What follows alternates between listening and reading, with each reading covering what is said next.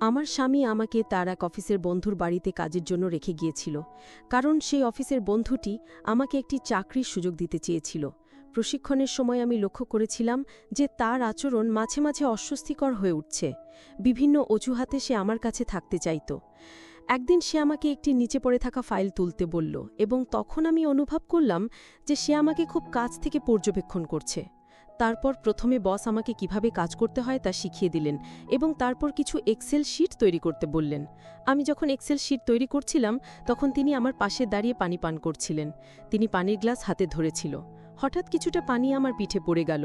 তিনি মৃদুভাবে আমার পিঠে হাত দিয়ে পানি মুছে দিলেন। আমি ততক্ষণেই কিছু বলিনি এবং কাজ চালিয়ে যেতে লাগলাম, কারণ যত তাড়াতাড়ি কাজ শিখতে পারব তত তাড়াতাড়ি আমাকে তার অফিসে জয়েন করাবে। তারপর তিনি আমাকে টেবিলে পরের দিন আমার স্বামী তার অফিসের বন্ধুকে আমাদের বাড়িতে ডিনারের জন্য আমন্ত্রণ করল, এবং হঠাৎ বাইরে জরুরি কাজে বেরিয়ে গেল। বাড়িতে আমি আর তার অফিসের বন্ধু ছিলাম। আমি প্রথমেই ব্যক্তিকে বিবাহিত এবং বয়স্ক ভেবেছিলাম, কিন্তু তার সাথে কথা বলে বুঝতে পারলাম যে তিনি অনেকটাই অভিজ্ঞ এবং বুদ্ধিমান। তার আচরণ বেশ বন্ধুত্বপূর্ণ ছিল, কিন্তু মাঝে মাঝে কিছু অস্বস্তিকর মুহূর্ত তৈরি হচ্ছিল যা আমি উপেক্ষা করার চেষ্টা করছিলাম।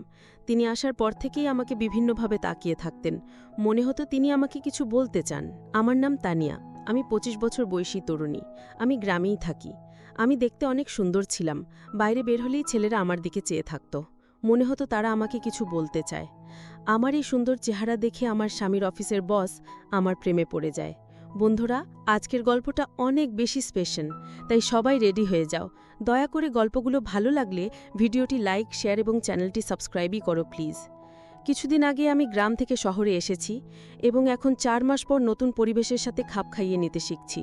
নতুন চাকরি এবং শহরের জীবন আমার জন্য এক নতুন অভিজ্ঞতা। এখানে আসার কারণ হচ্ছে, এই ৪ মাসে আমার স্বামী আমার সাথে একবারও দেখা করতে আসেনি। আমি দীর্ঘ ৪ মাস পর শহরে আমার স্বামীর সাথে দেখা করতে এসেছিলাম। রাহুল এখানে একটি চাকরি করছে এবং আমাকে শহরে ডেকেছিল। আমি আজ নিজের কিছু জিনিসপত্র নিয়ে তার ফ্ল্যাটে এলাম। তবে আমাকে দেখে রাহুলের মুখে খুশির চিহ্ন দেখা গেল না, বরং সে বিরক্ত হয়ে বলল, তুমি কেন এখানে আসলে? আমি কয়েকদিন পরেই তো তোমাকে দেখতে আসতাম। কিন্তু আমি আমার স্বামীর সাথে দেখা করার জন্য অধীর ছিলাম, এবং রাহুল সেটা বুঝতে পারছিল না। তার ফ্ল্যাট খুব অপরিচ্ছন্ন ছিল, যা আমি ২ ঘন্টা ধরে পরিষ্কার করলাম। পরের দিন রাহুল তার এক বয়স্ক সহকর্মীকে বাসায় নিয়ে এলো, যার পায়ে ব্যান্ডেজ ছিল। আমি রাহুলের সাথে এখনও ঠিকমতো সময় কাটাতে পারিনি, আর তখনই তার সহকর্মী এসে গেলেন। রাহুল বলল সহকর্মীর পরিবার শহরের বাইরে, তাই কিছুদিন আমাদের সাথেই থাকবেন। আমি তার যত্ন নিলাম, আর আমার রান্না করা খাবার তার খুব পছন্দ হলো। ২ দিনের জন্য থাকার কথা ছিল, কিন্তু এখন তিনি পুরো সপ্তাহ আমাদের সাথে থাকবেন। আমি রাহুলের বন্ধুর জন্য পানি নিয়ে যাচ্ছিলাম। যখনই বোতল রেখে ঘর থেকে বের হতে যাচ্ছিলাম, তখন হঠাৎ আলমারি থেকে তার ওষুধের বাক্সটি পড়ে যায়। কোনো কিছু না ভেবে আমি নিচু হয়ে ওষুধগুলো তুলতে লাগলাম। তখন আমার নজর উপরে গেলে দেখি আমার স্বামীর বন্ধুর চোখ আমার দিকে একটু অস্বাভাবিকভাবে তাকিয়ে আছে। ওষুধগুলো তাকে দিয়ে আমি ঘর থেকে বেরিয়ে এলাম। সেই মুহূর্তে রাহুল ঘরে ঢুকল। সে একবার আমাকে এবং একবার তার বন্ধুর দিকে তাকালো। আমি কিছু না বলে আমাদের ঘরে চলে গেলাম। আমি ভেবেছিলাম রাহুল হয়তো কিছু সন্দেহ করছে, কিন্তু পরে বুঝলাম সে কিছুই ভাবছে না। সে হাসতে হাসতে আমার সাথে গল্প করল, এবং আমরা শুয়ে পড়লাম। আমি রাতে রাহুলের কাছে যেতে চাইলাম, কিন্তু সে বিভিন্ন বাহানা দিয়ে ঘুমিয়ে পড়ল। সকালে রাহুল অফিসে চলে গেল, কিন্তু তার সহকর্মী বাড়িতেই রয়ে গেলেন। সহকর্মীর খাবারের চাহিদা ছিল ভিন্ন, বিশেষ করে প্রতিদিন ভিন্ন ধরনের নাস্তা, বিশেষ ইটালিয়ান খাবার চাইতেন। রাহুল কিছু টাকা দিয়ে গিয়েছিল, কিন্তু খরচ হয়ে যাওয়ায় সামান্যই অবশিষ্ট ছিল। আজকে ডিলারের জন্য পনিরের ব্যবস্থা করেছিলাম, এবং টাকাও প্রায় শেষ হয়ে গিয়েছিল। রাতে আমি রাহুলের কাছে আরও টাকা চাইতে গেলে সে রেগে বলল, আমি তো মাত্র ১,০০০ টাকা উপার্জন করি, আমাকে কি ব্যবসায়ী ভাবছ? আমি বোঝানোর চেষ্টা করলাম সহকর্মীর খাবারের জন্যই সব টাকা শেষ হয়েছে, কিন্তু সে রাগ করে ঘুমাতে চলে গেল। পরের দিন সকালে রাহুল অফিসে চলে যাওয়ার পর আমি তার সহকর্মীকে নাস্তা দিতে গেলাম। সহকর্মী আমার হাতে বেশ কিছু টাকা তুলে দিলেন এবং বললেন, গতরাতে তোমাদের কথোপকথন আমি আমার ঘর থেকে শুনেছি। এই টাকাগুলো রেখে দাও, এবং রাহুলকে বলার দরকার নেই। আমার ঘরের খরচ চালানোর জন্য টাকা প্রয়োজন ছিল, তাই আমি সেই টাকাগুলো ফিরিয়ে দিইনি। সন্ধ্যায় রাহুল যখন বাড়ি ফিরল, তখন সে আমাকে কিছু বাড়তি টাকা দিল, কিন্তু আমি তাকে সহকর্মী থেকে পাওয়া টাকার কথা কিছুই বললাম না। ২ দিন পর তার সহকর্মীর শরীর ঠিক হয়ে গেল, এবং তিনি তার নিজের বাড়িতে ফিরে যাওয়ার প্রস্তুতি নিলেন। যাওয়ার সময় তিনি আমার পিঠে হাত রাখলেন, কিন্তু তার স্পর্শ স্বাভাবিক ছিল না, যেন কিছুটা অস্বস্তিকর। আমি রাহুলকে সহকর্মীর ব্যাগ এনে দিলাম, এবং রাহুল তাকে গাড়ি পর্যন্ত পৌঁছে দিতে বাইরে গেল। আমি বাড়িতে নিজের কাজে লেগে গেলাম। আমার শ্বশুর শাশুড়ি তখন গ্রামে ছিলেন, কিন্তু গত কিছুদিন ধরে এক ধরনের অস্বস্তি আমার মনের মধ্যে কাজ করছিল। যখন রাহুলের সহকর্মী আমাদের বাড়ি থেকে চলে গেলেন, তখন বাড়িটা হঠাৎ খুব ফাঁকা আর শান্ত লাগছিল। মনে হচ্ছিল যেন আমার একটা বড় সমস্যার সমাধান হয়েছে। এখন আমি আমার স্বামীর সাথে যতটা খুশি ততটা সময় কাটাতে পারবো। বেশ কিছুদিন রাহুল বাড়িতে তেমন সময় দিচ্ছিল না। একদিন বাইরে গিয়ে দেখলাম সে কোথাও নেই, সম্ভবত অফিসে চলে গেছে তার সহকর্মীর সাথে। মাঝে মাঝে রাহুলকে বুঝতে আমার খুব কষ্ট হয়। 2 দিন পেরিয়ে গেছে, সে রাতে বাড়ি আসে আর সরাসরি ঘুমিয়ে পড়ে। একদিন রাহুল হঠাৎ অফিস থেকে তাড়াতাড়ি ফিরে এলো। আমি খুশি হলাম, কিন্তু যখন তাকে ভালো করে দেখলাম তখন বুঝতে পারলাম সে কিছুটা চিন্তিত। আমি তার কাছে জানতে চাইলাম কী নিয়ে এত চাপ। সে বলল, তানিয়া, আমাদের কাল বিকালের মধ্যেই বাড়ি ছাড়তে হবে। গত 2 মাসের ভাড়া আমি দিতে পারিনি। বাড়িওয়ালার ফোন এসেছিল, শুধু ভাড়া নয়, তিনি বাড়ি খালি করার জন্য বলেছেন। রাহুলের কাছে 2 মাসের ভাড়া দেওয়ার টাকা ছিল না, তাই আমি গ্রামের বাড়ি থেকে আনা সঞ্চিত কিছু টাকা তাকে দিলাম। তবুও আরও 10,000 টাকার প্রয়োজন ছিল। তখন আমি আমার সোনার কানের দুল বিক্রি করলাম আর সেই টাকা দিয়ে ভাড়া মিটিয়ে দিলাম। কিন্তু এখন আমাদের এই বাড়ি ছেড়ে দিতে হবে, আর কোথায় যাব সেটাই চিন্তার বিষয়। ঠিক তখনই রাহুলের সহকর্মীর ফোন এলো আর রাহুল তাকে সবকিছু জানালো। সহকর্মী আমাদের তার বাড়িতে থাকার জন্য আমন্ত্রণ জানালেন। রাহুল বলল, আমাদের থাকার ব্যবস্থা হয়ে গেছে, কিছুদিন আমরা সহকর্মীর বাড়িতে থাকতে পারবো। তারপর আমি তাড়াতাড়ি আমাদের ব্যাগ গুছিয়ে নিলাম এবং আমরা তার বাড়ির উদ্দেশ্যে রওনা হলাম। সহকর্মীর বাড়ি ছিল বিশাল এবং আমাদের জন্য একটি বিশেষ ঘর বরাদ্দ করা হলো। আজকের পরিস্থিতি কিছুটা চাপের ছিল, তবে সাময়িক। আমরা নতুন করে পরিকল্পনা করতে শুরু করলাম। রাতে আমরা কোনো মতে ঘুমাতে পারলাম। পরের দিন সকালে নাস্তার পর আমি দেখলাম রাহুল তার ব্যাগে কিছু কাপড় গুছাচ্ছে। আমি জানতে চাইলাম, তুমি আলাদা করে ব্যাগ গুছাচ্ছ কেন, কোথায় যাচ্ছ? রাহুল বলল, তানিয়া, আমি কয়েকদিনের জন্য শহরে যাচ্ছি, অফিসে জরুরি কাজ আছে। শহরে গিয়ে আমি অতিরিক্ত কিছু টাকা পাবো, যা আমাদের কাজে লাগবে। রাহুলের এই দৌড়ঝাঁপ দেখে আমার মায়া লাগলো। সে আমাদের পরিবারের জন্য কত পরিশ্রম করছে।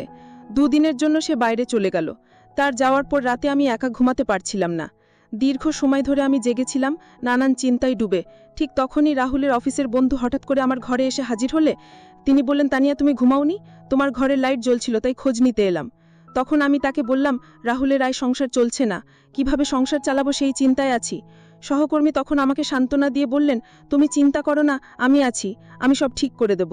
তবে তোমার সাহায্য লাগবে, তুমি চাইলে তোমার স্বামীর অবস্থা বদলে যেতে পারে। এতটুকু বলে তিনি আমাকে কাছে টানার চেষ্টা করলেন।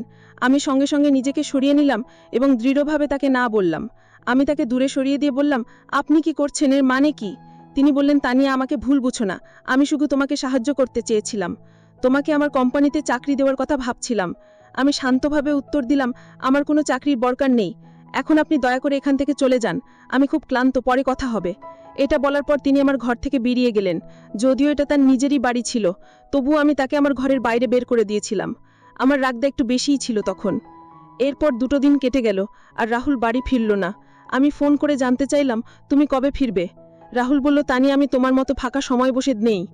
তুমি হঠাৎ করে গ্রাম থেকে শহরে চলে এলে, আর এখন তোমার জন্য আমাকে এত দৌড়ঝাঁপ করতে হচ্ছে। একা থাকলে আমি যে কোনোভাবে ম্যানেজ করতে পারতাম, কিন্তু তোমার আসার পর আমার খরচ আর টেনশন দুটোই বেড়ে গেছে। এতটুকু বলেই সে ফোনটা কেটে দিল। তার এই কথায় আমি খুব রেগে গেলাম, কারণ সে আমার অবস্থাটা বুঝতে চাইছিল না। তার চোখে আমার ভালোবাসা ধরা পড়ছিল না। আমি ভাবতে লাগলাম কিভাবে রাহুলের এই টেনশন কমানো যায়। ঠিক তখনই তার সহকর্মীর কথা মনে পড়ল। একমাত্র তিনিই হয়তো আমাদের সাহায্য করতে পারেন, কারণ অর্থের সমস্যার সমাধান তার মাধ্যমেই হতে পারে। রাহুলের সহকর্মী তখন বাড়ি থেকে কাজ করছিলেন। দুপুর প্রায় 3টে বেজে গেছে। আমি তার রুমে ঢুকলাম। আমি তাকে বললাম, আপনি তো কাল আমাকে কিছু নতুন কাজ শেখানোর কথা বলেছিলেন, তাই না? তিনি মৃদু হেসে আমার দিকে তাকিয়ে বললেন, তানিয়া, তুমি খুব বুদ্ধিমতী, তোমার বুঝতে দেরি হয়নি। বস বললেন, আমি তোমাকে মাসিক 25,000 টাকা বেতন দেব। কাজটা কি হবে সেটা আমি এখন তোমাকে আমার কম্পিউটারে দেখাচ্ছি। আমি জানতাম এই সুযোগ পেয়ে রাহুল নিশ্চয়ই খুশি হবে। যদি আমার কাজের মাধ্যমে সংসারে কিছু অতিরিক্ত অর্থ আসে, তবে তাতে কারো খারাপ লাগার কথা নয়। সেই দিন থেকেই আমি কাজ শিখতে আগ্রহী হয়ে উঠলাম। বস আমাকে চেয়ারে বসতে বললেন এবং কম্পিউটার ব্যবহার শেখানো শুরু করলেন। প্রথমে তিনি আমাকে মাউসটা ধরিয়ে দিলেন এবং কিভাবে ব্যবহার করতে হয় তা দেখালেন। আমি একটু নার্ভাস ছিলাম, কিন্তু তিনি আমাকে আশ্বস্ত করলেন, চিন্তা করো না, ধীরে ধীরে সবকিছু শিখে যাবে। প্রথম দিন বলে বস শুধু অর্ধেক ঘন্টার জন্য আমাকে শেখালেন। এরপর আমি রাত্রে বসের বাড়ির রান্নাঘরে গিয়ে দেখলাম যে সেখানে কাজের মেয়ে রান্না করছে। আমার কোনো বিশেষ কাজ ছিল না, তাই তার সাথে কিছুক্ষণ কথা বললাম। এভাবেই আমার নতুন কাজ শুরু হলো, প্রতিদিন একটু একটু করে শেখা এবং নতুন কিছু জানার আগ্রহে। আমাকে দেখে সে বলল, আপনি খুবই সুন্দর মালকিন, আপনি আসার পর থেকেই আপনার সাথে কথা বলতে চেয়েছিলাম, কিন্তু সুযোগ পাইনি। আমি হেসে বললাম, তোমার নাম কি? এবং ধীরে ধীরে তার সাথে কথা বলা শুরু করলাম। আমি বসের পরিবারের বিষয়ে জানতে চাইলাম। ঠিক সেই মুহূর্তে বস তাকে ডাকলেন, আর সে দ্রুত একটি গ্লাস পানি নিয়ে বেরিয়ে গেল। রাতে ঘুমানোর আগে বস আমার রুমে এলেন, হাতে আইসক্রিম নিয়ে। ছোটবেলা থেকেই আমি বিভিন্ন খাবারের প্রতি দুর্বল ছিলাম, কিন্তু অর্থনৈতিক সমস্যার কারণে প্রায়ই নিজের পছন্দের খাবার খেতে পারতাম না। বসের বাড়িতে সেই সমস্যা ছিল না। এখানে খাওয়া দাওয়ার কোনো অভাব ছিল না। আমরা একসাথে বসে আইসক্রিম খেতে শুরু করলাম। কথা বলতে বলতে আমি বসকে তাদের পরিবারের বিষয়ে জিজ্ঞাসা করলাম। তখন বস শান্তভাবে তার পরিবারের কিছু গল্প শোনালেন। এভাবে আমাদের মধ্যে কথোপকথন চলতে থাকল, আর আমি তার কাছ থেকে অনেক কিছু জানার সুযোগ পেলাম। তিনি বললেন, কয়েক বছর আগে আমার স্ত্রী আমাকে ছেড়ে চলে গেছেন। আমার একটি মেয়ে এবং একটি ছেলে আছে। মেয়েটি বিদেশে থাকে কারণ তার বিয়ে হয়ে গেছে, আর ছেলেটি পড়াশোনার জন্য বিদেশে গেছে। আমি এখানে আমার কোম্পানির দায়িত্ব সামলাই। তিনি তার পরিবারের সম্পর্কে বিস্তারিত জানালেন। তারপর আমাকে বললেন, তানিয়া, তুমি আমাকে বারবার বস বলে ডেকে ওঠো, যা আমার পছন্দ হচ্ছে না। তুমি আমার নাম ধরে ডাকতে পারো। কিছুদিন পর তোমাকে অফিসে কাজ শুরু করতে হবে। তখন তোমার পোশাক পরিচ্ছদ ঠিকঠাক হওয়া দরকার। আমি তোমাকে একটি ভালো পদে লাগব, তাই তোমাকে নিজেকে আরও পরিপাটি রাখতে হবে। বয়স 50 বছর বয়সেও নিয়মিত শরীরচর্চা করতেন এবং খুবই ফিট ছিলেন। আমি সাধারণ ড্রেস পরে তার সাথে ব্যায়াম করতে দাঁড়ালাম। সেদিন আমার প্রশিক্ষণের দ্বিতীয় দিন ছিল। বস আমাকে একটি ড্রেস দিলেন এবং বললেন, প্রশিক্ষণের সময় এটা পরিধান করে এসো। এতে তোমার অফিসের পরিবেশে মানিয়ে নিতে সুবিধা হবে এবং ধীরে ধীরে ইউনিফর্মের অভ্যেস হয়ে যাবে। কিন্তু ড্রেসটি হাঁটুরও উপরে এবং খুবই ছোট ছিল, যা আমার পছন্দ হয়নি। তাই আমি সিদ্ধান্ত নিলাম যে সেটা না পরে সঠিকভাবে একটি শাড়ি পরে আসব। প্রথমে বস আমাকে কিভাবে কাজ করতে হয় তা শিখিয়ে দিলেন এবং তারপর কিছু এক্সেল শিট তৈরি করতে বললেন। আমি যখন এক্সেল শিট তৈরি করছিলাম, তখন তিনি আমার পাশে দাঁড়িয়ে পানি পান করছিলেন। তিনি পানির গ্লাস হাতে ধরেছিল। হঠাৎ কিছুটা পানি আমার পিঠে পড়ে গেল। তিনি মৃদুভাবে আমার পিঠে হাত দিয়ে পানি মুছে দিলেন। আমি ততক্ষণে কিছুই বলিনি এবং কাজ চালিয়ে যেতে লাগলাম, কারণ যত তাড়াতাড়ি কাজ শিখতে পারবো তত তাড়াতাড়ি আমাকে তার অফিসে জয়েন করাবে। অর্ধেক ঘন্টার প্রশিক্ষণ শেষে যখন আমি তার রুম থেকে বেরিয়ে আসতে যাচ্ছিলাম, তিনি আমাকে থামিয়ে বললেন, সন্ধ্যা 7টায় তৈরি হয়ে নিও, আমাদের এক কর্মচারীর পার্টিতে যেতে হবে। যেহেতু আমাকে শীঘ্রই অফিসে কাজ শুরু করতে হবে, তাই কিছু সহকর্মীর সাথে পরিচিত হবার জন্য পার্টিতে যাওয়া জরুরি ছিল। আমি পার্টিতে যাওয়ার জন্য রাজি হলাম। সন্ধ্যায় আমি একটি সুন্দর শাড়ি পরে নিজেকে প্রস্তুত করলাম এবং আমরা পার্টিতে পৌঁছালাম। সেখানে নিশা নামের একটি মেয়ের পার্টি আয়োজন করা হয়েছিল। বসকে দেখেই নিশা এগিয়ে এসে তাকে আলিঙ্গন করল এবং তার নাম ধরে ডেকে খুব সহজভাবেই কথাবার্তা বলছিল। তাদের মধ্যে বন্ধুত্বপূর্ণ আলোচনা চলতে থাকল এবং কিছুক্ষণ পর সে চলে গেল। নিশার পেছন পেছন আমি গিয়ে তাকে থামালাম এবং জিজ্ঞাসা করলাম, তুমি বসের সাথে এত সহজে কথা বলতে পারো কিভাবে? তুমি কি অনেক দিন ধরে এখানে কাজ করছো? নিশা বলল, বসের পছন্দ হলো তার চেয়ে কম বয়সী মেয়েদের সাথে বন্ধুত্ব করা। যদি সম্পর্ক ভালোভাবে বজায় রাখা যায়, তাহলে কিছুদিনের মধ্যেই ভাগ্য বদলে যেতে পারে। এই বড় পার্টি আমি আমার নিজস্ব উপার্জন দিয়ে দিয়েছি। নিশা বসের কোম্পানিতে কাজ শুরু করা মাত্র 2 মাসের মধ্যেই এতটা উপার্জন করতে পেরেছে, যা আমাকে অবাক করল। আমি অর্থ উপার্জন করতে চাইছিলাম, তাই পরের দিন সকালে আমি বসের রুমে গিয়ে হাজির হলাম। এবার আমি সেই অফিসের ইউনিফর্ম পরেছিলাম যা বস আমাকে দিয়েছিলেন, যদিও ড্রেসটি কিছুটা ছোট ছিল। আমি বুঝতে পারলাম যে এটা কাজের একটা অংশ হতে পারে। আমাকে সেই ইউনিফর্মে দেখে বস কিছুক্ষণ তাকিয়ে রইলেন। আজ আমি সময়মতো এক্সেল শিটের কাজ শেষ করেছিলাম, আর তিনি আমার প্রশংসা করলেন। তখন আমি উঠে গিয়ে তাকে আলিঙ্গন করলাম এবং বললাম, আরিয়ান, এটা সব আপনার জন্যই সম্ভব হয়েছে। আপনি খুব সহজভাবে আমাকে সবকিছু শিখিয়েছেন। আমি প্রথমবার তার নাম ধরে ডাকলাম, আর তিনি বুঝতে পারলেন যে আমি তার বন্ধুত্ব গ্রহণ করেছি। রাতে তিনি আমাকে ডিনারের আগে ছাদে যেতে বললেন। তার ছাদে সুন্দর একটি বাগান ছিল এবং এক কোণে একটি ছোট বারও ছিল। সেখানে পৌঁছানোর পর তিনি শ্যাম্পেন খুললেন এবং উদযাপন শুরু করলেন। তিনি বললেন, এই শ্যাম্পেন আমাদের বন্ধুত্বের জন্য। আমি লক্ষ্য করলাম যে পার্টিতে নিশা এবং আরও কিছু মেয়ে ড্রিঙ্ক করছিল। আরিয়ান যখন আমাকে একটি ড্রিঙ্ক অফার করলেন, আমি তাকে না বললাম না। ড্রিঙ্ক করার পর আমার মাথা একটু ঘোরাতে লাগলো এবং সবকিছু অস্পষ্ট হয়ে গেল। তবুও আমি আরও 2 গ্লাস পান করলাম। রাতের খাবার না খেয়েই আমরা ঘুমিয়ে পড়লাম। সকালে সূর্যের আলো চোখে পড়তেই আমার ঘুম ভাঙল। রাতে আমরা নেশাগ্রস্ত ছিলাম, আর আমি এবং আরিয়ান ছালের একটি ঘরে ঘুমিয়েছিলাম। কিভাবে সেখানে পৌঁছলাম সেটাও আমার মনে নেই। আমরা একে অপরের কাছাকাছি শুয়েছিলাম, কিন্তু আমি তাকে ঘুম থেকে না জাগিয়ে চুপচাপ সেখান থেকে বেরিয়ে এলাম। ছাদ থেকে নিচে নামতেই দেখলাম বাড়ির কাজের মেয়ে আমাকে নির্দিষ্টভাবে লক্ষ্য করছে। আমার ঘরে গিয়ে আয়নায় নিজের দিকে তাকালাম, দেখলাম আমার লিপস্টিক একটু ছড়িয়ে গেছে। আমি ভেবেছিলাম হয়তো ঘুমের মধ্যে এটা হয়েছে, তাই সেটার দিকে খুব একটা মনোযোগ না দিয়ে নিজেকে প্রস্তুত করতে লাগলাম। যখন আমি নিজের ঘর থেকে বেরিয়ে এলাম, তখন দেখি আরিয়ান ছাদ থেকে নামছেন। তিনি যখন তার রুমের দিকে যাচ্ছেন, তখন আমার নজর তার শার্টের দিকে গেল। দেখলাম আমার লিপস্টিকের দাগ তার শার্টে লেগে আছে। বাড়ির কাজের মেয়েটিও তাকিয়েছিল, হয়তো সেও সেটাই দেখছিল যা আমি দেখেছি। আমি ভাবলাম তার দিকে মনোযোগ দেওয়ার কোনো প্রয়োজন নেই।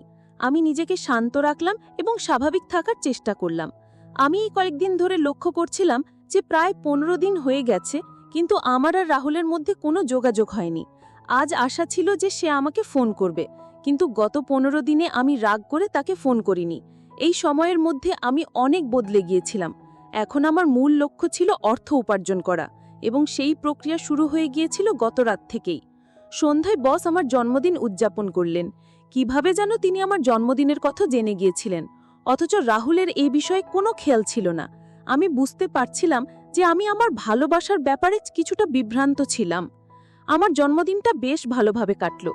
সেই রাতে আরিয়ান আমার ঘরে এলেন এবং আমাকে উপহার হিসাবে সোনার ঝুমকা দিলেন। তিনি বললেন, গত কয়েকদিন ধরে দেখছি তোমার কানে খুব সাধারণ ঝুমকা আছে, এতে তোমার সৌন্দর্য কিছুটা কমে যাচ্ছে। এরপর তিনি নিজ হাতে আমার কানে ঝুমকা পরিয়ে দিলেন। তার আমার সৌন্দর্যের প্রতি এতটা যত্ন ছিল, যেখানে রাহুল কখনো আমার জন্য একটি শাড়িও কেনেনি, এমনকি আমার জন্মদিনও ভুলে গিয়েছিল। অনেক পুরুষ বিয়ের পর প্রথম বছর স্ত্রীকে মায়ের বাড়ি যেতে দিতে চান না, কিন্তু এখানে রাহুল আমাকে বসের বাড়িতে ছেড়ে দিয়ে নিজে অন্য শহরে চলে গিয়েছিল। রাহুলের অনুপস্থিতিতে আরিয়ান আমার সব চাহিদা পূরণ করছিলেন, আর রাহুল যেন এসব নিয়ে কোনো ধারণাই ছিল না। সেই রাতে আমি আরিয়ানকে ধন্যবাদ জানালাম, কারণ তিনি আমার জন্মদিনকে বিশেষ করে তুলেছিলেন। আমার জন্মদিন খুব ভালোভাবে উদযাপন করা হয়েছিল, এবং আরিয়ান আমাকে একটি সুন্দর উপহার দিয়েছিলেন। পরের সকালে আরিয়ানের সাথে ব্যায়াম করছিলাম। তখন সকাল 8টা বাজে। হঠাৎ দেখি রাহুল বাড়িতে এসে হাজির। আমাকে বসের সাথে ব্যায়াম করতে দেখে সে অবাক হয়ে তাকিয়ে রইল, কারণ আমি যেই জিম স্যুট পরেছিলাম সেটি শরীরের সাথে সম্পূর্ণ লেগেছিল। রাহুলকে দেখে আমি তাড়াতাড়ি আমার ঘরে চলে গেলাম। কিছুক্ষণ পর সে ঘরে এসে আমাকে আলিঙ্গন করল এবং বলল, হ্যাপি বার্থডে টানিয়া। তার কাছ থেকে এই শুভেচ্ছা শুনে আমার কিছুই মনেই হলো না, কারণ আমার জন্মদিনের দিন সে একটি ফোনও করেনি। সারাদিন আমি তার সাথে তেমন কথাও বলিনি। সন্ধ্যায় হোলির পূজা করার সময়ও আমি একাই গিয়েছিলাম। পরের দিন ছিল দোলযাত্রা, আর আরিয়ান তার বাড়িতে একটি অনুষ্ঠানের আয়োজন করেছিলেন। তার কোম্পানির অনেক কর্মচারী সেখানে উপস্থিত ছিলেন। রাহুল এসে আমাকে রং লাগালো, কিন্তু আমি তাকে রং না লাগিয়ে আরিয়ানের কাছে চলে গেলাম। আমি তার গালে রং লাগালাম এবং তিনিও আমার মুখে রং লাগালেন। আমাদের মধ্যে বেশ মজার মুহূর্ত কাটছিল। যখন আমরা রং খেলছিলাম, তখন হঠাৎ করে রাহুল আমাদের দিকে এগিয়ে এলো। তাকে দেখে আমি আরিয়ানের থেকে একটু দূরে সরে গেলাম। পরে আমি একপাশে দাঁড়িয়ে মঠা পান করছিলাম, তখন হঠাৎ করে আমার আর আরিয়ানের দৃষ্টি একসাথে মিলল। তিনি কিছু ইঙ্গিত করলেন, যা আমি খুব ভালোভাবে বুঝতে পারলাম। দোলযাত্রার রং যেন আরিয়ানের উপর বেশ চেপে বসেছিল। ইঙ্গিতটি বুঝেই আমি চারপাশে তাকালাম। দেখলাম রাহুল তার কিছু বন্ধুর সঙ্গে কথাবার্তা বলছে, আর তার নজর আমার দিকে ছিল না।